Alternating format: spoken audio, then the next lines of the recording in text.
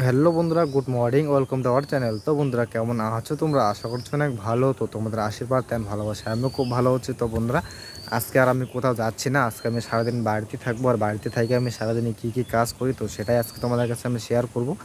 তো তোমরা ভিডিওটা দেখতে থাকো, আশা করছি তোমাদের কাছে ভালো লাগবে। বন্ধুরা, ঘুম থেকে উঠেই আমি চলে আসলাম নদীর পাড়ে। আর নদীর পাড়ের জায়গাটা কিন্তু সাধারণ একটা জায়গা। তো এটা আমি প্রত্যেক দিন আসি, ঘুম থেকে ওঠার সঙ্গে সঙ্গে আমি চলে আসি নদীর পাড়ে। তো খুব সুন্দর কিন্তু জায়গা। তো আমার ক্যামেরাটা হয়তো খারাপ, তার কারণে হয়তো তোমরা ভালোভাবে দেখতে পাচ্ছ না। তো খুব একটা ফোন কেনার চেষ্টা করছি, আশা করছি খুব তাড়াতাড়ি হয়ে যাবে। আর যাই হোক গাইস, আমাদের বাড়িটা কোথায়? আমাদের বাড়িটা হচ্ছে ওই জঙ্গলটা দেখতে পাচ্ছ, ওই জঙ্গলটার ওই পাশে হচ্ছে আমাদের বাড়ি। তো যাই হোক, আজকে আর দেখাবো না আমাদের বাড়ি কোথায়। তো অন্য আরেকদিন দেখানোর চেষ্টা করবো তোমাদেরকে যে আমাদের বাড়ি কোথায় বা কোন জায়গায় আমি থাকি। তো যাই হোক গাইস, তো এখন গিয়ে বাড়িতে গিয়ে একটু কাজ করা যাক। তো চলো, তোমরাও দেখতে পাবে যে কী কাজ করি।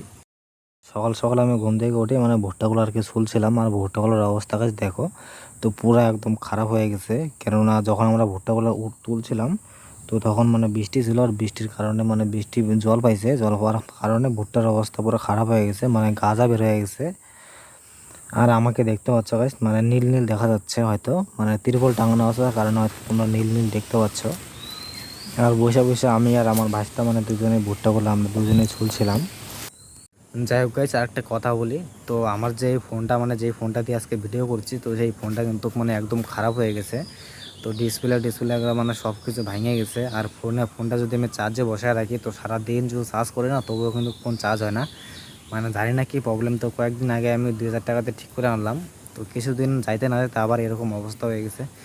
তো একটা যে ফোন কিনবো, সেই ফোন কেনার মতো অবস্থায় আমি এখন নাই।